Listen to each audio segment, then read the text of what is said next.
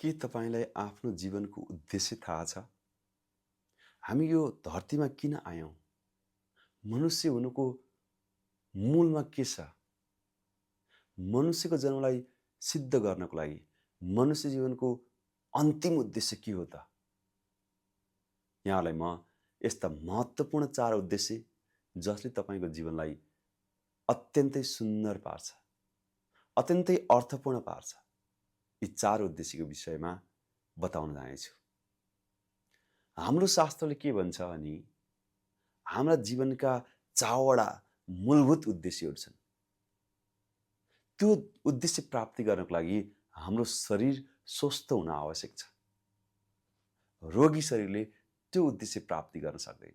धर्मार्थ काम मोक्षाणम आरोग्यम मूलमुक्तमम। यानी कि धर्म, अर्थ, काम, मोक्ष यो 4 वटा उद्देश्य प्राप्तिको लागि हाम्रो शरीर स्वस्थ हुन आवश्यक छ। त्यसको लागि नियमित योग र ध्यानको आवश्यक छ। हामीले अनलाइन योग र ध्यानको कक्षा चलाइरहेका छौँ। पहिला आफ्नो शरीरलाई स्वस्थ पार्नुहोस्। त्यसपछि यो 4 उद्देश्यमा लागिरहनुहोस्। यी 4 उद्देश्य के हुन् त?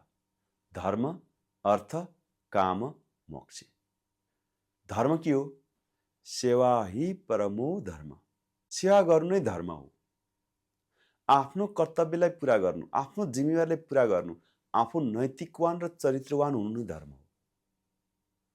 यसरी एकदमै सेवाभावले आफू जिम्मेवार भएर आफ्ना कर्तव्य मैले पूरा गरेको छु कि छैन, म आफ्नो मौलिक गुण धर्ममा छु कि छैन,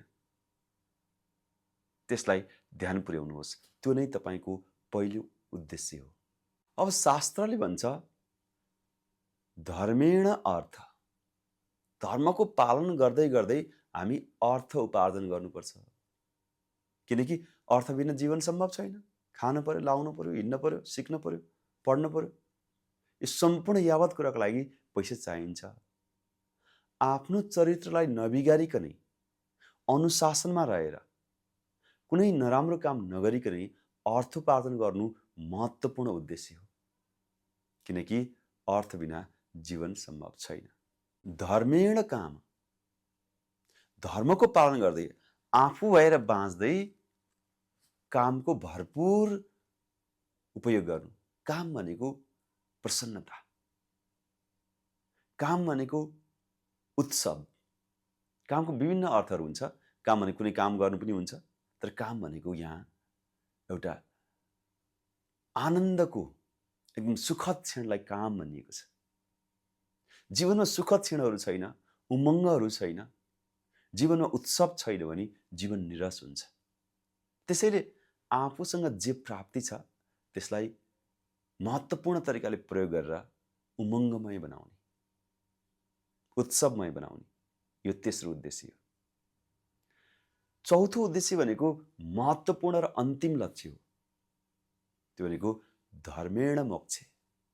धर्मको पालन गर्दै आफू को हो, के हो त्यसलाई बुझ्दै आफ्नो उत्तरदायित्वलाई र आफ्नो जिम्मेवारीलाई पालना गर्दै अन्तिम उद्देश्य मोक्ष यानी कि सम्पूर्ण मनको दुःख सुख, मनको बन्धन, मनको राग द्वेषबाट मुक्त हुने अभ्यास। त्यो नै हाम्रो अन्तिम उद्देश्य हो। जबसम्म बन्धन भाव रहिरहन्छ, जबसम्म दुःखको भाव रहिरहन्छ, जबसम्म म मन, कामना, वासना, आसक्तिले बन्धनमा छु भन्ने भाव रहिरहन्छ, तबसम्म जीवन सार्थक हुन सक्दैन। जीवनलाई सार्थक बनाउनको लागि हाम्रो मन, बुद्धि, अहङ्कारलाई जान्दै बुझ्दै बुझ्दै बुझ्दै यीबाट हामी मुक्त हुन आवश्यक छ। यीलाई हामी रेगुलेट गर्ने हो। हाम्रो मन, बुद्धि र अहङ्कारबाट हामी शासित हुने होइन, हामीले यसलाई शासन गर्ने हो। यसरी धर्म, अर्थ, काम र मोक्ष 4 वटा उद्देश्य मनुष्य जीवनमा हुन अत्यन्तै आवश्यक छ। यो अत्यन्तै अपरिहार्य छ।